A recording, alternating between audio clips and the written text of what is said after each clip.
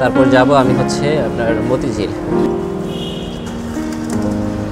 টিকেটটা এই পাশে চলে আসবে, এই হচ্ছে টিকেট। আমি যখন এটাকে এখানে পাঞ্চ করব, এই দেখুন এটা পাঞ্চ করার সাথে ওটা খুলে যাচ্ছে। যানজটের নগরী ঢাকাতে মেট্রো রেল একটি স্বস্তির যান। আমি আজ মিরপুর থেকে মতিঝিল যাব মেট্রো রেলে, দেখব কত সময় লাগে এবং আপনাদেরকে বিস্তারিত দেখানোর চেষ্টা করব। আমি এখন রয়েছি মিরপুর 11 নম্বর মেট্রো রেল স্টেশনে। মেট্রো রেল স্টেশনে দুটি ফ্লোর রয়েছে। ফার্স্ট ফ্লোরে রয়েছে টিকিট কাউন্টার এবং সেকেন্ড ফ্লোরে রয়েছে প্ল্যাটফর্ম। উপরে ওঠার জন্য এই পাশটায় রয়েছে সিঁড়ি, বিশেষ চাহিদা সম্পন্ন লোকের জন্য রয়েছে লিফট এবং রয়েছে চলন্ত সিঁড়ি। টিকিট কাটার দুটি পদ্ধতি রয়েছে, ভেন্ডিং মেশিনে নিজে টিকিট কাটা অথবা পাশের কাউন্টারে এমআরটি নিয়োজিত প্রতিনিধির মাধ্যমে টিকিট কেটে নেওয়া। একক যাত্রায় যেহেতু যাব, আমি একক যাত্রায় ক্লিক করলাম। তারপর যাব আমি হচ্ছে আপনার মতিঝিল। ঠিক আছে, দিয়ে আমি করলাম। এখন টাকাটা প্রবেশ করবো এখানে। টিকেটটা এই পাশে চলে আসবে, এই হচ্ছে টিকিট, এবং যে বাড়তি যে 30 টাকাটা এটা এখানে চলে আসবে। এই হচ্ছে অতিরিক্ত 30 টাকা। এই হচ্ছে টিকিট, মানে এটা শুধু একক যাত্রার জন্য, মানে এই টিকিটটা দিয়ে আমি একবারই ভ্রমণ করতে পারবো। এটা দিয়ে পাঞ্চ করলে আপনার এটা খুলে যাবে। যেমন আমি যদি দেখাই, যে দেখুন এটা বন্ধ রয়েছে।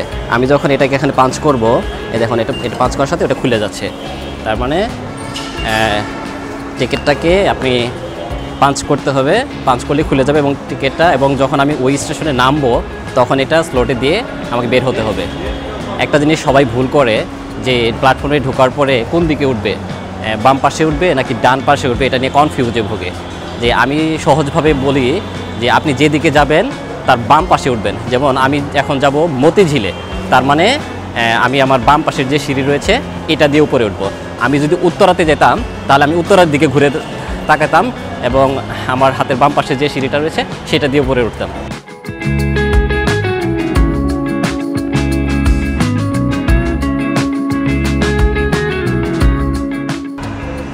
এটা হচ্ছে উত্তরার দিকে আর এটা হচ্ছে মতিঝিলের দিকে।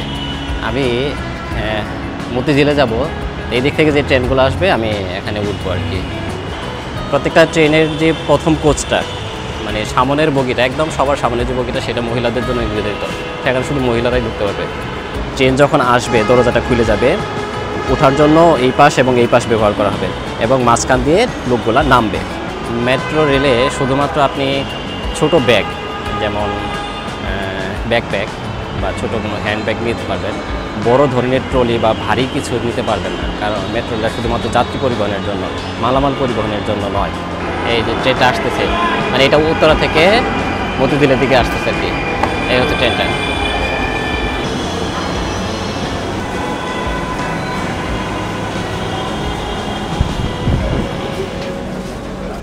এখানে ভুল করার কোনো সুযোগ নেই। আপনি পরবর্তী স্টেশনটা কোনটা এবং দরজাটা কোন পাশে খুলবে নির্দিষ্ট সময় স্পিকারে বলে দেওয়া হচ্ছে। যেমন এখানে দরজাটা বাম পাশে খুলবে সেটা বলে দেওয়া হলো, কিন্তু আগারগাঁও স্টেশনে গিয়ে এটা ডান পাশে খুলবে সেটাও বলে দেওয়া হয়। তো তার মানে আপনি এখানে যতই আপনি অপরিচিত হন না কেন, এখানে ভুল করার সুযোগ নেই। আপনি নির্দিষ্ট স্থানে গন্তব্যে নামতেই পারবেন। ট্রেনটির গন্তব্যস্থল মতিঝিল, পরের station Agargaon. This train is bound for Motijhil. Next station is Agargaon.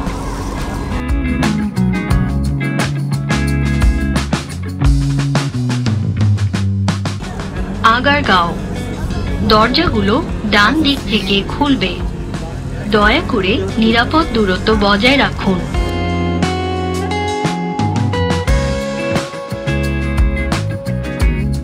Metro rail থেকে দুই পাশের দৃশ্য খুবই ভালো লাগলো।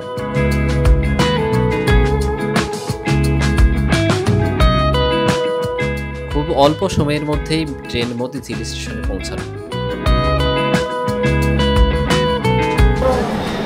আপনার এখন বাজে হচ্ছে 12টা 3। আমি 11:35-এ মিরপুর 11 নম্বর থেকে উঠেছিলাম এবং এখানে আসলাম 12টা 3-এ। তার মানে আপনার হচ্ছে আমার মিরপুর 11 নম্বর থেকে মতিঝিল পর্যন্ত আসতে 28 মিনিট সময় লাগছে। এটা আসলে অকল্পনীয় যে ঢাকা শহরে যানজটের শহরে যে এত দ্রুতভাবে আসা যায়। সবচেয়ে ধীরগতি শহরের মধ্যে ঢাকা শহরের অবস্থানটা উপরের দিকেই থাকে। সেই জায়গাতে মেট্রো রেলটা এখন আমাদের একটা স্বস্তির জায়গা দিয়েছে।